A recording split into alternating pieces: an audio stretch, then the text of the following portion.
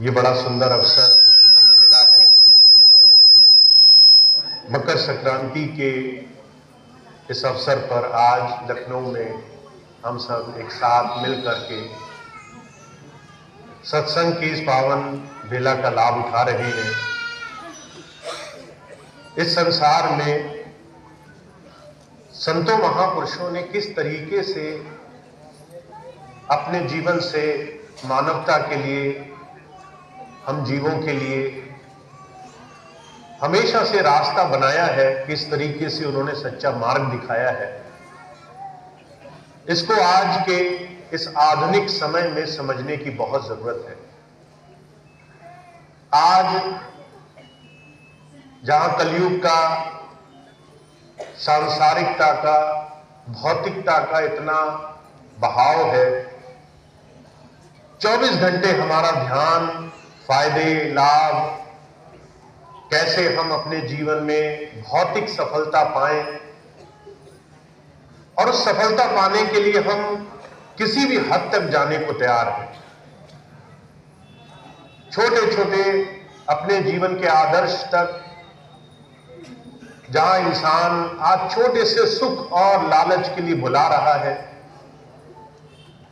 ऐसे में हमारे जीवन का आधार क्या है, हमारे जीवन का वो सत्य क्या है, संतों महापुरुषों ने कैसे जीवन को आदर्श दिया है, इसको समझना है आज के समय में।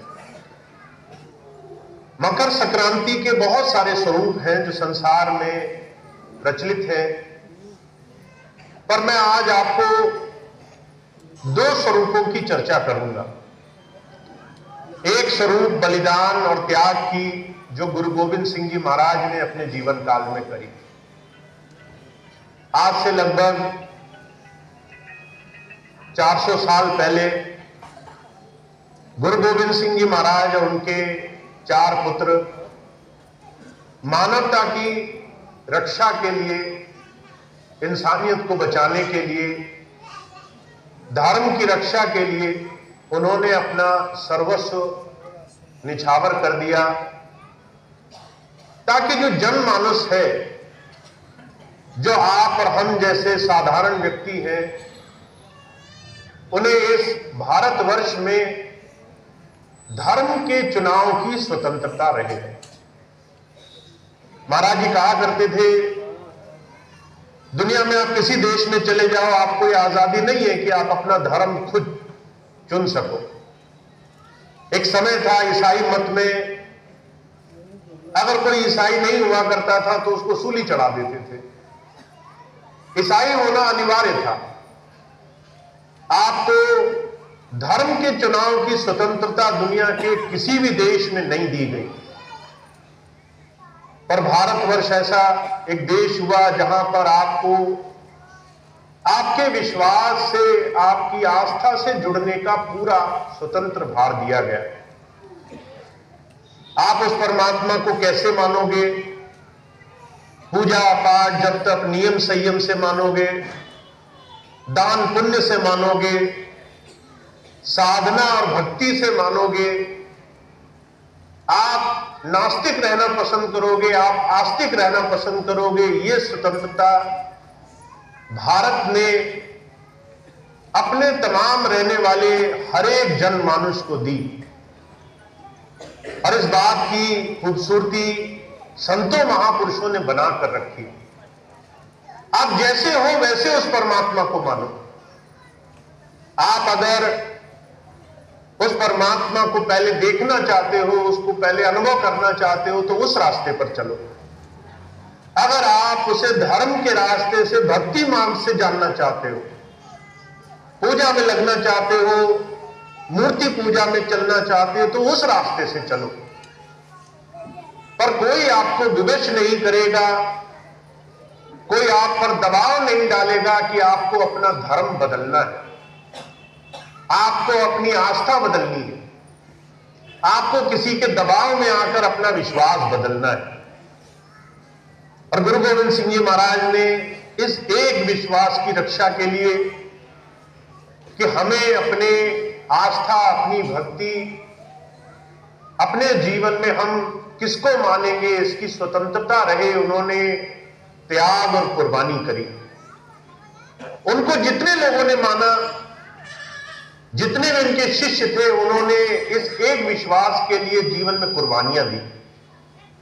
सिख धर्म तो बहुत बाद में बना। गुरु गोविंद सिंह जी महाराज तक सिख धर्म नहीं हुआ करता था। गुरु को पूज्य मान करके गुरु हमें क्या सिखाना चाहता है, इस बात को सीखने का नाम शिष्य हुआ करता था। हमने किसी को गुरु मान लिया, गुरु हमें क्या दे रहा है, वो हमें क्या दे सकता है, वो हमें क्या रास्ता दिखाएगा, ये हमें करना है। अगर हमने किया तो हम शिष्य हैं, सिख हुए। नहीं कर सकते तो आप अपने घर राजी, हम अपने घर राजी। कोई प्रतिबंध तो है नहीं, कोई जोर जबरदस्ती तो है नहीं कि तुमको हमें मानना है। पर जहां दबाव, जहां पर जोर जबरदस्ती, जहां मजबूरन धर्म बदलने के लिए लोगों को बाध्य किया गया, वहां संतों ने आवाज उठाई।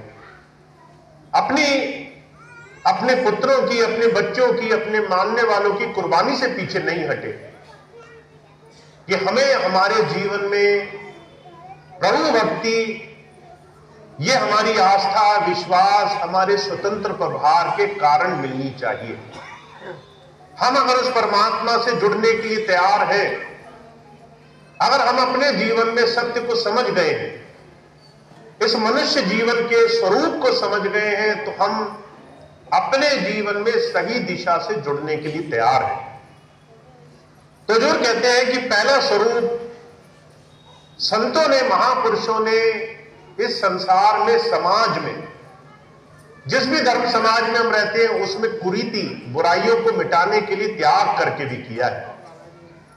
आज के समय में अगर आप किसी धर्म समाज में रह रहे हैं, वो अगर आपकी आस्था, आपके विश्वास, आपकी सच्चाई के अनुरूप आपको आगे बढ़ा रहा है, आपको सही दिशा में प्रेरक बनकर ले जा रहा है, तो उसके लिए खड़ा होना यह हमेशा से संतों महापुरुषों का आदर्श रहा है। कैसे हम सही धारणा का संसार में प्रसार करें। और वहीं दूसरा स्वरूप क्या है मकर संक्रांति का, कि किसी भी झूठे स्वरूप जिससे सच्चाई पर पर्दा गिरता हो, उसका खंडन करना, कर्मकांड का खंडन करना, किसी भी उस रास्ते का खंडन करना जो आपको धोखा दे कि आप जो कर रहे हो वो ही सच है, उसके अलावा कुछ सच नहीं है। तो जो कहा करते थे, इस आंतरिक स्वरूप के लिए कर्मकांड से, बाहरी तमाम ऐसी चीजों से जिससे हमें कुछ ना मिल रहा हो, उसको बदलने के लिए हमें स्वतंत्रता रहे, इसके लिए अनुभव का स्वरूप वो संतों ने दुनिया के सामने प्रस्तुत किया। अब वो स्वरूप क्या है, आप उसे मकर संक्रांति के रूप में मनाते हैं। नई शुरुआत करते हैं नए वर्ष की, पुरानी चीजों का वो अंत करते हैं। नई शुरुआत के लिए आप मिल करके गीत गाते हैं, रोशनी करते हैं, प्रकाश करते हैं। इसको सूर्य दिवस भी कहा गया है। हमारे अंदर अंधकार का नाश हो, प्रकाश हो, नई शुरुआत हो। नई चीजों को करने से आप घबराएं नहीं, बिल्कुल। यह जरूरी नहीं है कि आप जो अभी तक कर रहे हैं वही सच है। जो आप नहीं कर रहे और जो आप अपने लक्ष्य तक पहुंचाने के लिए कर सकते हैं, उसको अपनाना भी हमारे जीवन की आवश्यकता है। इसीलिए हुजूर कहा करते थे, एक बार एक बहुत बड़े विद्वान मिले, पादरी। तो दुनिया के बहुत सारे धर्मों में यह मान्यता है कि अगर आप हमारी नहीं मानोगे तो आप गलत हो, आप झूठे हो, आपका कोई अस्तित्व नहीं है। तो महाराज जी मिले पादरी से, पादरी कहने लगे, आपको अगर ईसाई धर्म में जुड़ना हो जाए तो जीवन में आप सही मायनों में परमात्मा से जुड़ जाएंगे। महाराज जी ने बहुत खूबसूरत बात कही, वो मैं दोहराता हूं आपके सामने। महाराज जी ने उनसे कहा, आपने अपने जीवन में जो पाना है वो अगर आपको अभी तक नहीं मिला तो आपको कुछ वो करना पड़ेगा जो आपने अभी तक नहीं किया। जो आपको अभी तक नहीं मिला उसके लिए आपको कुछ वो करना पड़ेगा जो आपने अभी तक नहीं किया।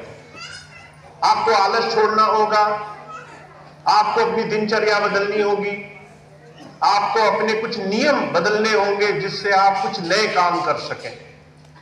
आप अगर अपने आज तक के जीवन में 30 बरस, 40 बरस, 60 बरस अपने जीवन को गुजारते हुए यहां तक आ गए और अभी भी आपके अंदर से शिकायतें निकलती हैं कि मैंने तो अपने जीवन में ये नहीं पाया, मैंने अपने जीवन में वो नहीं पाया, मैं असंतोष में हूं, मैं दुख में हूं, परेशानी में हूं, तो जो नहीं मिला उसके लिए वो करना पड़ेगा जो अभी तक आप कर नहीं रहे हो। वो चीज आपको अपनी दिनचर्या में शामिल करनी पड़ेगी। अब वो चीजें क्या हो सकती हैं? अगर आपकी पढ़ाई अच्छी नहीं तो इसका मतलब आप समय कम दे रहे हो। अगर आपके घर में सुख सुविधा नहीं, इसका मतलब घर वालों पे ध्यान कम दे रहे हो। अगर आपके ध्यान साधना में कमी है तो इसका मतलब आप अपने जीवन पर ध्यान कम दे रहे हो। दूसरों पे नजर ज्यादा है पर अपने ऊपर नजर कम है। वो काम हमारे जीवन में शुरू हो, नई शुरुआत हो, इसके लिए मकर संक्रांति को एक संकेत के रूप में रखा गया। कैसे आप बदलाव से घबराए नहीं। हर एक वो चीज जो आप कर रहे हैं उसमें जब भी कोई नया काम आप जोड़ना चाहेंगे तो वो नए काम का प्रेरणा स्वरूप आपको जीवन में सत्य की तरफ जोड़ने वाला होना चाहिए। अगर आपके जीवन में आपको ये कमी है कि आप अपने जीवन में सुख, संतोष, अपने जीवन में जिसे आनंद कहते हैं, जिसे विदेशी जबान में अपने जीवन में ब्लिस पाना, एक बहुत सुंदर सुख पाना वो कहते हैं, तो उसके लिए आपको जीवन में कुछ अपने जीवन का बदलाव जरूरी है। अर्जुन कहा करते थे अगर आप इसको संतों महापुरुषों के जीवन से देखें तो महापुरुषों ने दो चीजें कही हैं। पहली चीज कि नियम आवश्यक है क्योंकि उससे हमारे जीवन में एक रास्ता हमें दिखाई देता है, पर कई बार वही नियम हमारे लिए जड़ता का, एक अंधकार का, लकीर की फकीरी करने का कारण भी बनता है। उस वक्त उस नियम को बदलना भी जरूरी है। अगर आपने मन में ठान लिया कि आप घंटों घंटों साधना करोगे और उस साधना से आप कहीं पहुंच नहीं रहे तो उस पर दोबारा विचार करना जरूरी है। मुझे जीवन से एक उदाहरण याद आता है। महाराज जी के एक बड़े प्रिय शिष्य हुए जिन्होंने बाद में स्वामी जी के साथ जुड़कर जीवन गुजारा। दो भाई थे। महाराज जी के जब शरीर पूरा हुआ तो एक भाई स्वामी जी के साथ जुड़ गए, दूसरे भाई महाराज जी के बाद इस विचारधारा से जुड़ गए कि हमें किसी को गुरु नहीं मानना है, हम किसी को गुरु नहीं मानेंगे। पर क्योंकि दोनों भाई थे तो साल में मिलना जुलना लगा रहता था। एक बार एक भाई जो स्वामी जी से जुड़े वो मेरे पास आए, मुझे घटना सुनाने लगे। कहने लगे भैया जी मैं अपने बड़े भाई से मिलना पसंद नहीं करता। वो जब देखो एक रूढ़वाद, एक कट्टरपंथ, एक लकीर की फकीरी की बात कहते हैं। जितना सुना है महाराज जी से उतना कहते हैं, पर उसके बाद वो कभी किसी के पास, गुरु के पास, स्वामी जी के पास कभी आए नहीं, कभी आसान तरीका समझने की कोशिश नहीं करी। मैंने कहा पूरी बात सुनाए। कहने लगे पिछले दिनों बड़े भाई ने पत्र दे करके आमंत्रित किया कि 7 दिन का ध्यान का कैंप लगाऊंगा मैं, और उसमें सारे महाराज जी के पुराने सत्संगियों को आमंत्रित किया, तुम भी आना। अब सब गए तो मैं भी चला गया। कहने लगे जब वहां गया तो बड़ा कठोर नियम बनाया उन्होंने। सुबह उठते ही ध्यान करना 2 घंटे, फिर नाश्ता करना, फिर थोड़ा अपनी छोटी मोटी चीजें करके फिर 2 घंटे ध्यान पर बैठ जाना। उसके बाद थोड़ा सा समय मिले शब्द पढ़ना, गुरु चर्चा करना, भोजन करना, फिर 2-3 घंटे ध्यान पर बैठ जाना। दिन में 8 घंटे ध्यान का नियम बनाया। 2-2 घंटे करके पूरे दिन में 8 घंटे बांट दिए। और बीच बीच में बस थोड़ा सा चलना फिरना, खाना पीना, इतनी थोड़ी सी गुंजाइश रखी।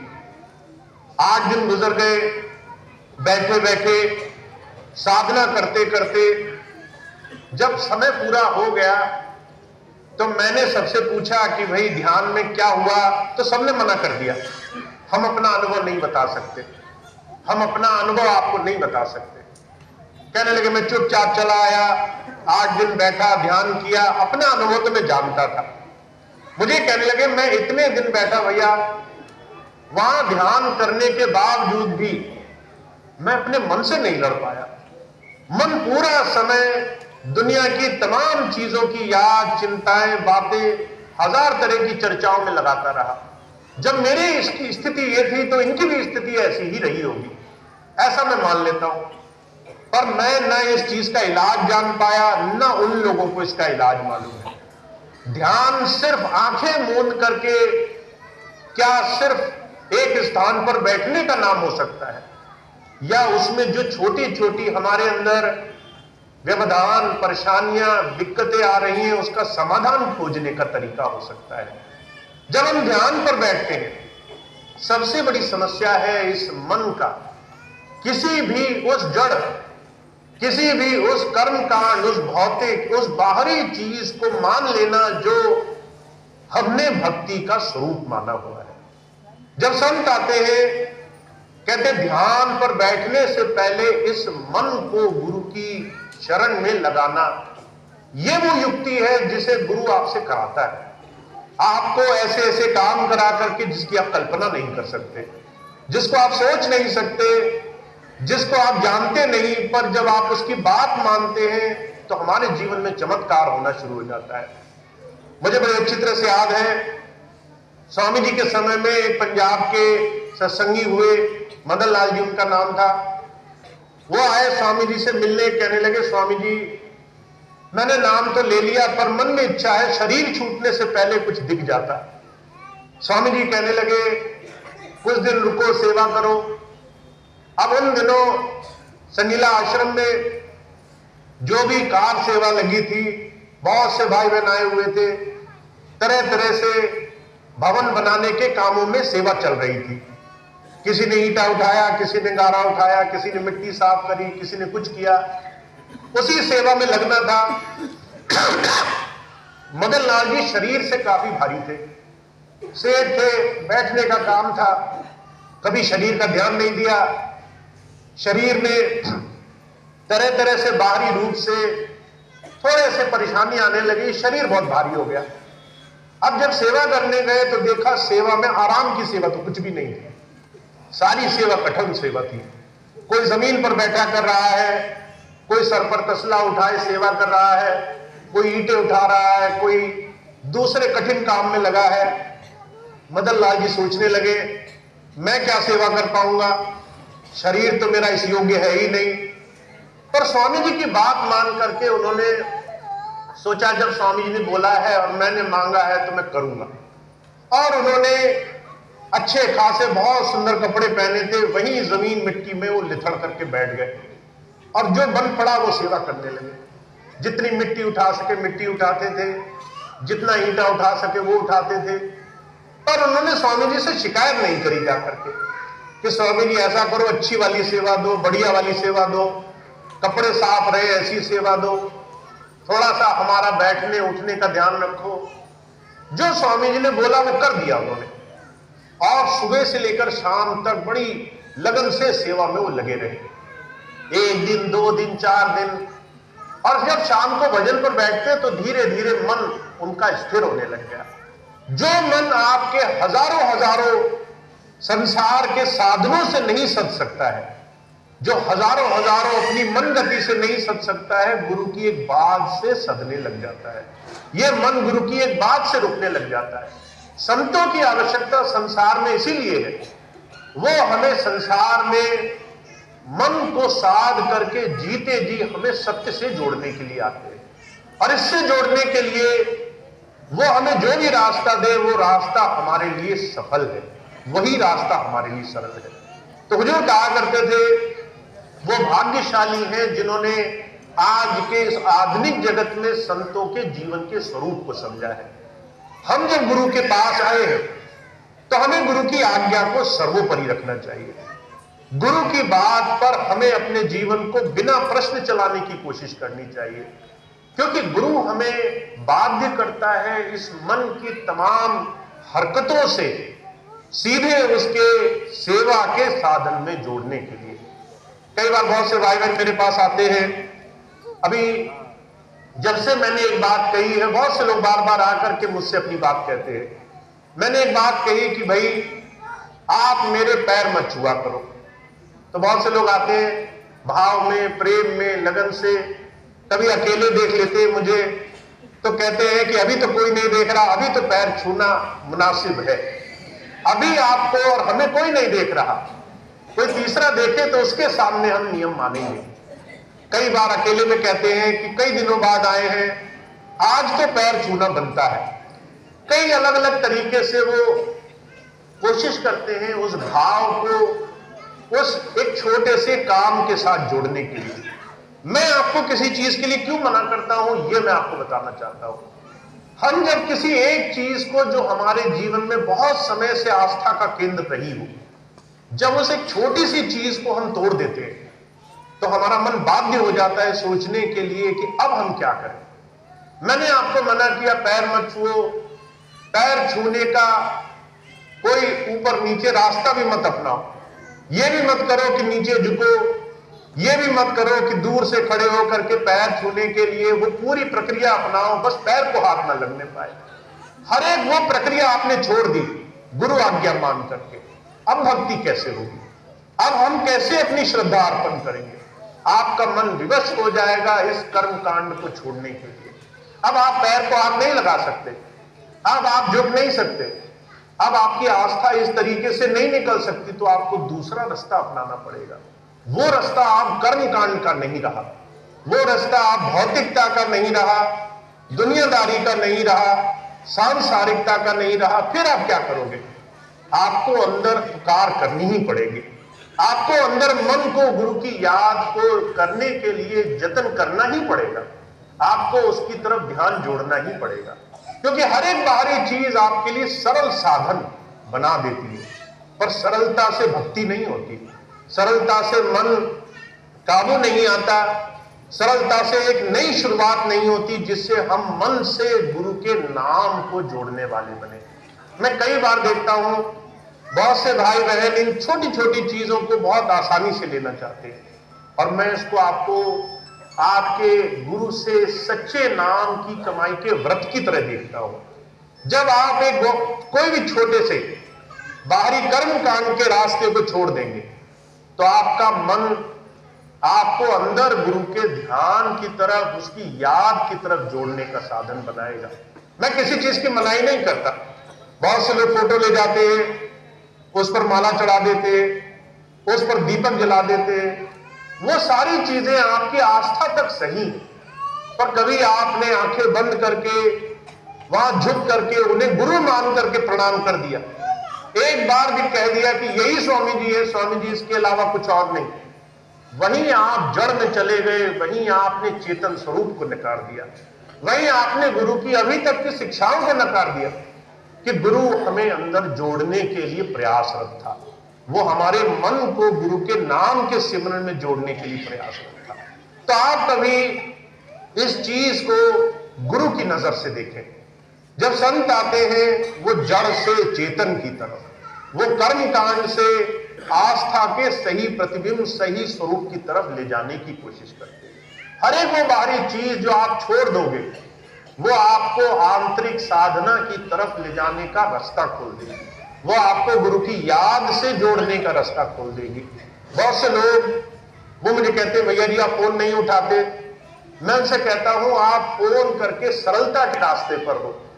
आपको लगा आपको गुरु की आवश्यकता है, आपने नंबर घुमाया, पर आपने अंदर नहीं जाकर के प्रार्थना नहीं की, आपने अंदर जुड़ने के रास्ते से लगना नहीं शुरू किया, आपने बाहर सिर्फ भौतिक वस्तु का सहारा लिया।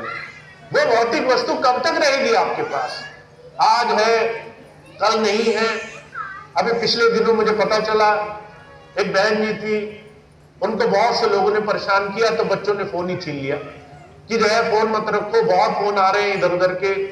अब वो विवश हैं, वो फोन का सहारा कैसे लेंगी कि उन्हें अपने गुरु से जुड़ना है, कैसे उनसे जुड़ा जाए जब वो भौतिक चीज आपके हाथ में रही ही नहीं। तो जो कहा करते थे आप संतों के रास्ते को, संतों के मार्ग को अच्छी तरह से समझ जाओ। वो आपको सामाजिक रूप में हर एक धर्म के सम्मान और उसकी आस्था के सही प्रतिरूप से जोड़ने की कोशिश करते हैं।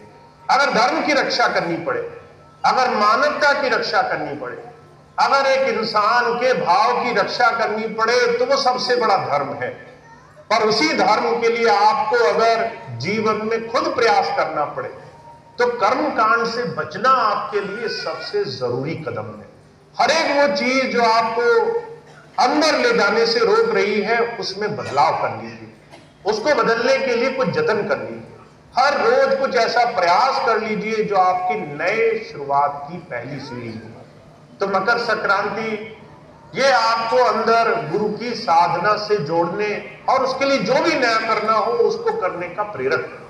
आपको जो भी आज अपने दिन में शुरू करना पड़े जो गुरु की याद दिलाता हो। अगर आपको शब्द पढ़कर याद आती हो, शब्द पढ़ो। आप रसोई में हो, खाली इधर उधर की बात करते हो, शब्द गुनगुनाने लगो। अगर आप खाली बैठे हो, कुछ नहीं हो रहा है, 5 शब्द का सिमरन करना शुरू कर दो। अगर आप 2 सत्संगी बैठे हो और मन कर रहा है कि दुनिया की बातें करें, हम समाज की बातें करें, हम राजनीति की बातें करें, हम एक दूसरे के घरों में क्या बुराई हो रही है उस पर थोड़ी सी चर्चा कर ले, एक दूसरे की थोड़ी चुगली कर ले, वहां पर आप थोड़ा सा गुरु नाम को ले आओ, वहां एक नई शुरुआत करो। कैसे आप गुरु चर्चा करोगे, कैसे आप गुरु के नाम को लोगे, क्योंकि थोड़ा थोड़ा समय ही है। कहा करत करत अभ्यास जड़मत होत सुजान, रसरी आवत जाते सिल पर पड़त निशान। आपके पास बस इतना सा समय ही है, आपके पास बहुत ज्यादा समय नहीं है। आप ये सोचो मेरे पास 10,000 दिन है, 20,000 दिन है। आपके पास सिर्फ एक क्षण है जिसके आप मालिक हो, वो है ये क्षण। ये क्षण जो आप कुछ कर सकते थे और आपने नहीं किया, ये क्षण जो आप अच्छा कर सकते थे और आपने मन को अपनी शक्ति सौंप दी, ये क्षण जब आप गुरु नाम ले सकते थे और आप मन के बहाव में बह गए, ये क्षण जो गुरु की आज्ञा मान सकते थे पर आज्ञा को नकार दिया, ये कह करके कि हम तो बहुत दिनों में आए, हम तो बहुत दूर से आए, हम तो अकेले में आपको मिल गए, हमने अपने मन को महारत दे दी और गुरु की बात को पीछे छोड़ दिया। तो जो कहा करते थे गुरु भक्ति आसान नहीं है, आसान होती तो सारे ही गुरु भक्ति कर लेते, आसान होती तो सारा संसार ही तर गया होता, आसान होती तो हर एक जीवन में हम अपने जीवन की ये जो एक विलक्षण चीज है उस चीज को पाने की कामना ही कर रहे होते। पर ये बहुत खास है और अगर आपको मिली है, अगर आप इसको समझने योग्य हो तो ये गुरु की बहुत बड़ी कृपा है। मैं ऐसे लोगों को देखता हूं जिनके आगे आप सत्संग करो और वो गाली निकालने को राजी होते हैं। मैं ऐसे लोगों को जानता हूं जिन्हें आप भजन सिमरन की बात करो तो क्रोध में वो आग बबूला हो जाते हैं। मैं ऐसे लोगों को जानता हूं जिन्हें आप सेवा की बात करो तो जो है उनका मन खट्टा हो जाता है। ये आसान बात नहीं है कि आपके मन में आज सत्संग में आने का भाव बना है। आप खुद ऐसे लोगों को जानते होंगे जिनको आप बोलो सत्संग में चलो और वो कहते होंगे अभी तो बहुत सारे काम है, अभी तो बहुत सारी चीजें हैं हमारे पास। तो आप ये बात मन में बसा कर रखो, आप बहुत विशेष हो, चुने हुए हो। गुरु ने एक एक करके आपको चुना है ताकि आपके जीवन में ये काम सफल हो सके। पर उसके लिए बस एक चीज अब आपको करनी है, अपने इस छोटे से समय को बर्बाद नहीं जाने देना है। आपको हर एक वो चीज जो आपके धर्म की रक्षा करती हो, आपके समाज की रक्षा करती हो, आपके विश्वास की रक्षा करती हो, उसके लिए अगर आपको अपना थोड़ा सा सुख त्यागना पड़े तो वो कुर्बानी पूरी तरह से उचित है। पर अगर अपने आप को गुरु भक्ति पर चलाने के लिए आपको पुराने रीत रिवाज कर्म कांड से कुछ अलग हट करके अभ्यास करना पड़े तो उससे भी पीछे मत हटना, उससे भी पीछे हट करके अपने आप को सिर्फ पुराने रीत रिवाज में लगा करके उलझे मत रहना। क्योंकि अगर आप कुछ नया करोगे नहीं तो आपको कुछ वो नया मिलेगा भी नहीं जिसको पाने की कामना आपने अभी तक करी है। तो हम बहुत भाग्यशाली हैं।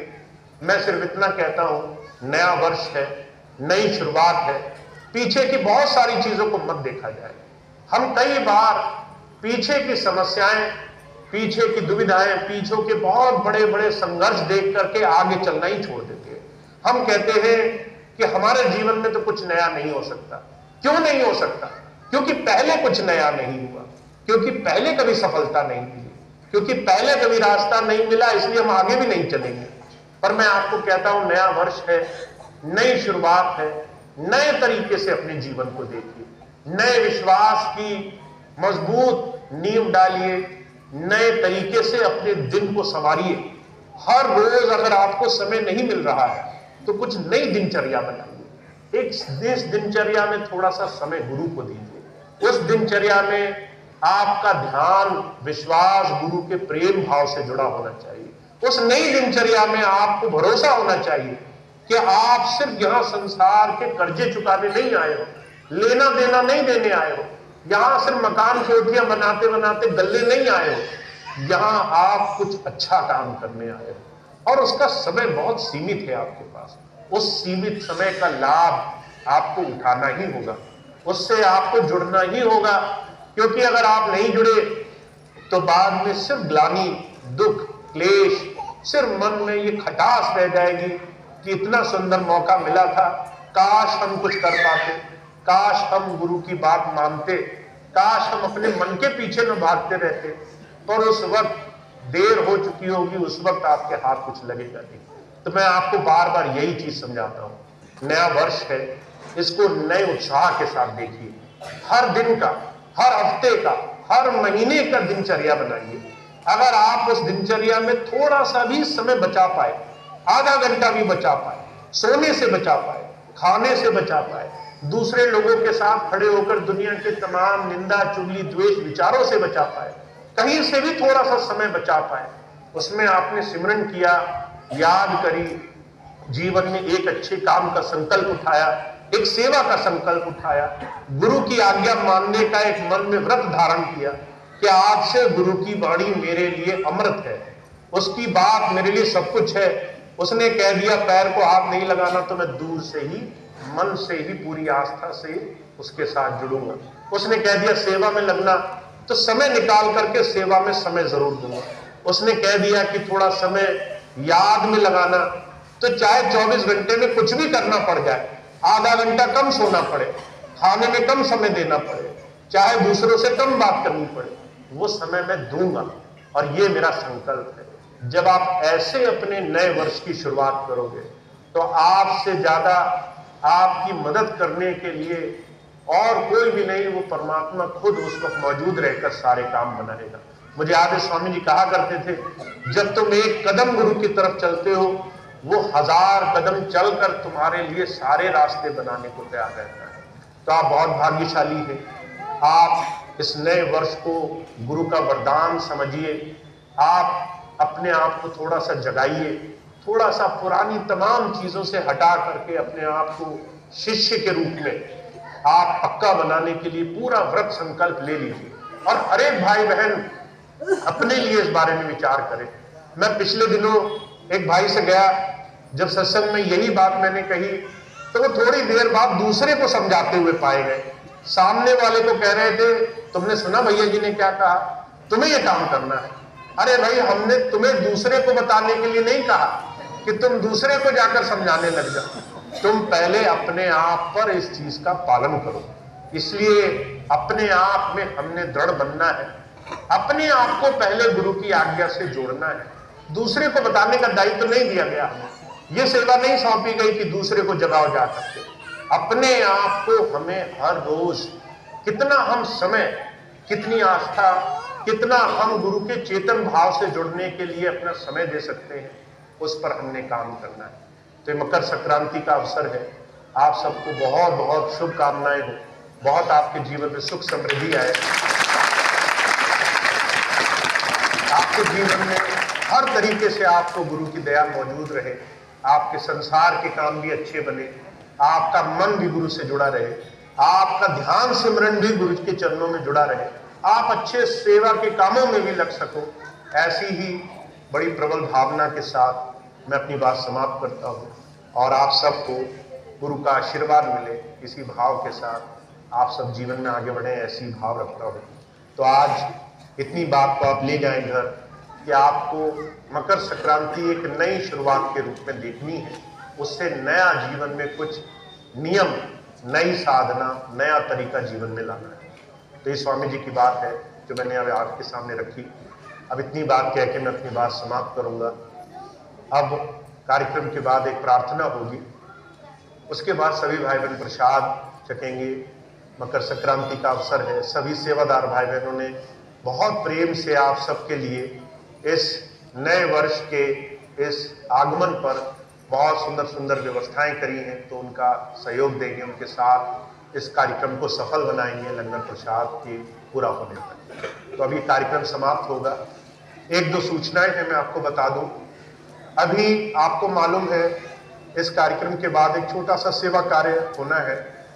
रजनी केयर फाउंडेशन से बहुत सारे भाई बहन हमारे लखनऊ मंडल के वो प्रयासरत हैं कि ज़्यादा से ज़्यादा समाज और कैसे भी अपने आसपास के जरूरतमंद लोगों की सेवाओं में वो कुछ कर सके।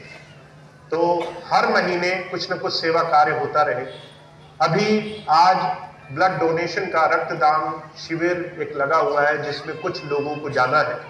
जिन भाई बहनों ने अपने नाम लिखाए हैं वो भाई बहन अब इस कार्यक्रम के बाद जो भी सेवादार हैं उनसे सीधे संपर्क कर लेंगे, और जो समय उन्हें दिया गया है उस समय के हिसाब से वो भाई बहन चले जाएंगे, उस सेवा में भी अपना सहयोग देंगे। ब्लड डोनेशन रक्तदान शिविर में वो जा करके, यहीं पास में एक अस्पताल है वहाँ पर वो कार्यक्रम निश्चित किया गया है, तो वो सेवा पूरी करेंगे। और उसके लिए जो भी इस कार्यक्रम के लिए सेवादार भाई नियुक्त किए गए हैं उनसे मिल लेंगे।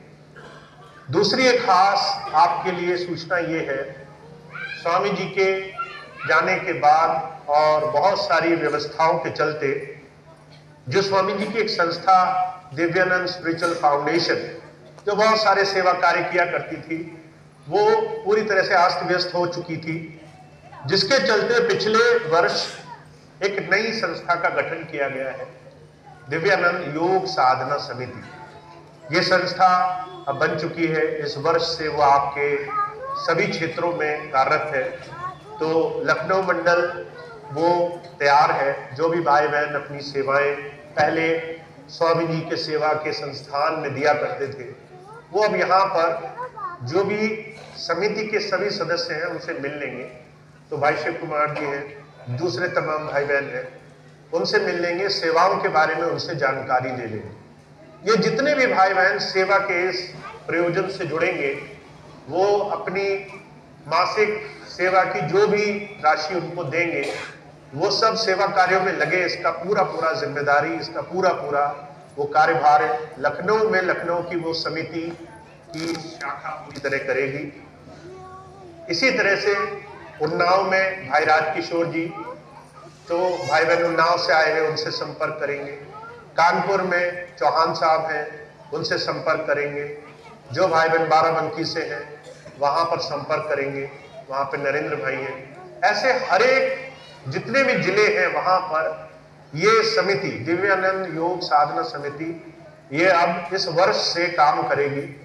तो जो भी भाई बहन समर्पित सेवादार बनना चाहते हैं वो अपनी सेवाएं अपने क्षेत्र के उस समिति के अध्यक्ष को वहां देंगे, और वहीं से जुड़ करके ज्यादा से ज्यादा सेवा के कार्यों में अपना सहयोग ज्यादा से ज्यादा देने की कोशिश करेंगे। एक खास सूचना ये है, अभी आपको सत्संग से पहले नंदेलाल भाई साहब ने बताई थी, सत्संग पर बहुत जोर इस वक्त हम सभी भाई बहन दे रहे हैं, क्योंकि सत्संगत एक ऐसी विशेष धारा है संतों महापुरुषों की, जिससे हमारे बहुत सारे मन के, बहुत सारे सांसारिकता के, हमारे आसपास के जो माहौल है उसके बहुत सारे विकार हम मिटा सकते हैं अगर हमारा सत्संग समाज से जुड़ा हो।